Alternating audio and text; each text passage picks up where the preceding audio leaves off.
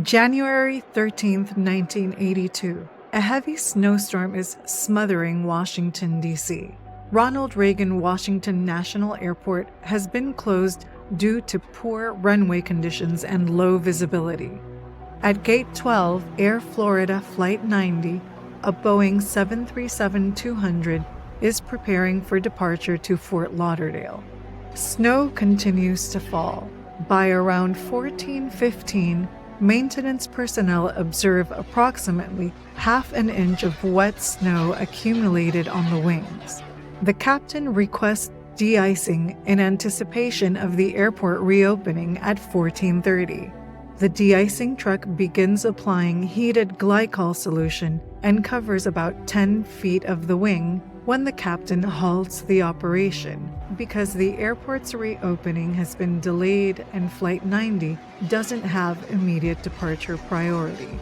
According to statements later collected by the NTSB, the captain said he didn't want to waste the de-icing fluid if they weren't going to be able to push back right away.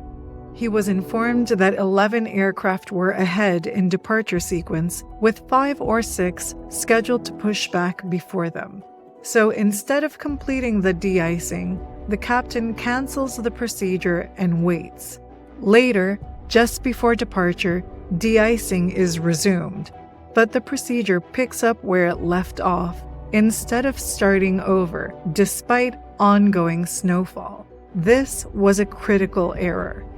FAA and cold weather procedures are clear. Once de-icing is paused for any significant length of time in active precipitation, the procedure must be restarted from the beginning. Continuing without restarting violates FAA guidance and undermines the clean aircraft concept, which legally prohibits takeoff with contamination on critical surfaces. The aircraft then sat over 45 minutes in freezing conditions. The tug assigned to push them back couldn't get traction on the icy ramp. In response, the captain initiated a power-back maneuver using reverse thrust. This violates both FAA advisory guidance and Boeing's own 737 operating procedures, which prohibit powerbacks in slushy or contaminated conditions. Reverse thrust in this context can spray slush and snow onto the wings and into the engine inlets, leading to recontamination and serious performance degradation. During taxi, they lined up behind another departing jet, hoping the hot exhaust would melt any lingering snow. But this action also violated established guidance. FAA regulations and Boeing manuals both stress that jet blast is not an approved de-icing method. In fact, it can cause partial melting and dangerous refreezing, especially when ambient temperatures are below freezing. This can create invisible patches of ice that compromise lift. Most critically of all, the crew failed to activate engine anti-ice, a required action in visible moisture when the temperature is 10 degrees Celsius or below. Without engine anti-ice, ice formed inside the engine pressure probes, PT2, providing false EPR readings. The crew believed they were applying takeoff power, but they were well below required thrust. As they accelerated down the runway, the first officer sensed something was wrong. He said things like, "That doesn't seem right, does it? That's not right." But the takeoff continued.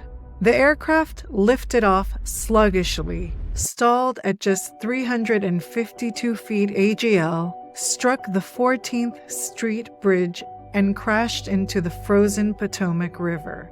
Only 5 people survived. The NTSB determined this was not a mechanical failure. It was a breakdown in cold weather operating discipline. Incomplete de-icing, disregard for procedures, and decision-making under pressure. And that's why this video matters.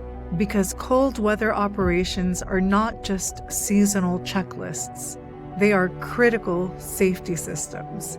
They require sound judgment, attention to detail, and the humility to respect the invisible threat of ice. Today, we'll explore what every pilot must know, from icing types and fluid differences to holdover time, anti-ice systems, and FAA rules that exist to prevent another Flight 90. Because these are not just regulations, they are hard-earned lessons written in ice. Let's start by talking about the resources that professional airline crews rely on for cold weather operations. These are official manuals provided by the airline, and they're used daily in line operations. The General Operating Manual, GOM, outlines company-wide procedures, limitations, and regulatory compliance, including cold weather protocols. The Cold Weather Operations Manual goes into specifics like de-icing conditions, fluid types, contamination checks, and holdover timetables. The Flight Crew Operating Manual, or FCOM, provides the aircraft-specific procedures, everything from engine run-up checks in icing to flap configuration guidance. And the Quick Reference Handbook, or QRH, contains non-normal procedures, checklists, and decision trees to help pilots respond under pressure. These manuals are required reading, and they're not just for emergencies. They're how professional flight crews operate legally, safely, and consistently in cold conditions. Icing conditions can exist even when it's not snowing.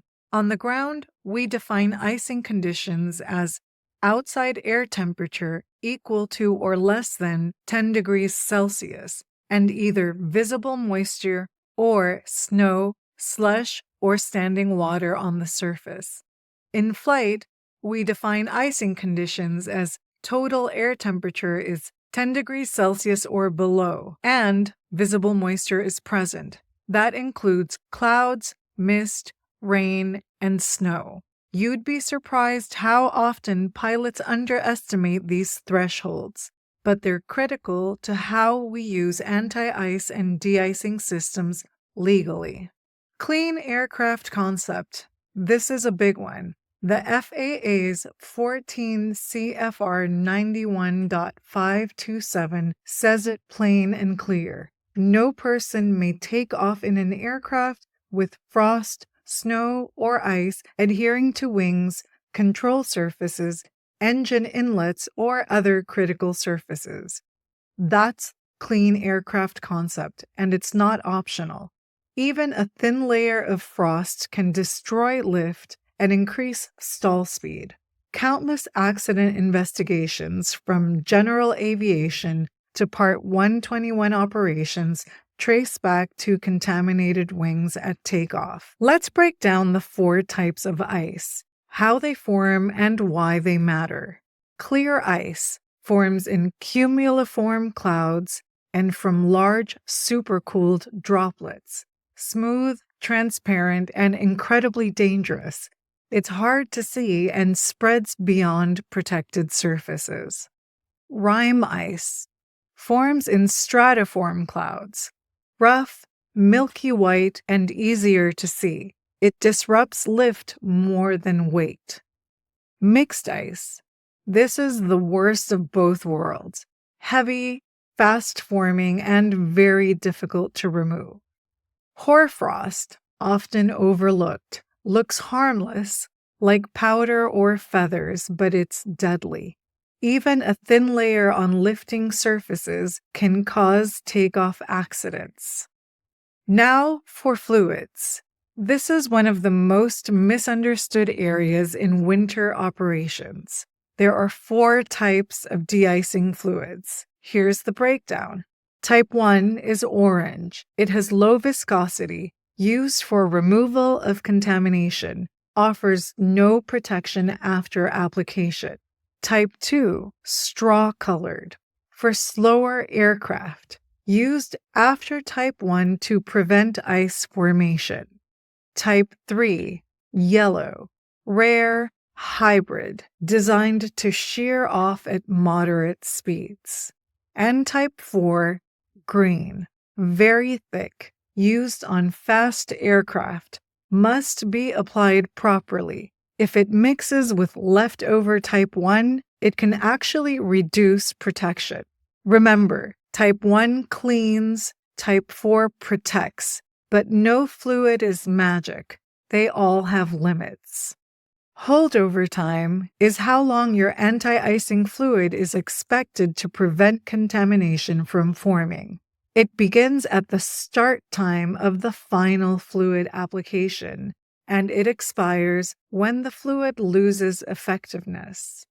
Based on FAA holdover timetables and your fluid type, how long do you really have before you need a contamination check or reapplication? If your holdover time expires and you don't do a contamination check, you're illegally airborne. What if your holdover time is expired and you're still in line? You're allowed a pre-takeoff contamination check from inside or outside the cockpit to visually confirm the wings and inlets are still free of ice. But here's the catch. You must take off within 5 minutes of that check. If you can't, you need to go back and de-ice. Whether it's your crew or ground crew, post-application inspections are required. You need to document final application start time, fluid type, ratio, and quantity, that the aircraft is clean. This isn't red tape. It's what creates accountability and traceability. Now let's talk about flying in actual icing. Here are a few operational musts. Always use engine anti-ice in icing conditions except below minus 40 degrees Celsius, SAT. Avoid prolonged operations in moderate or severe icing. For icing, increase N1 to 70% for 10 to 30 seconds every 10 minutes. On taxi, leave flaps up until contamination is cleared. After landing, don't retract flaps unless you're certain they're clean.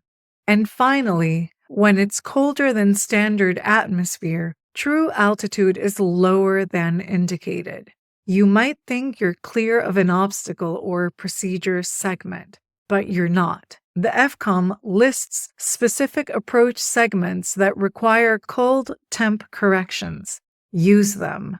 This isn't theoretical. This is vertical safety.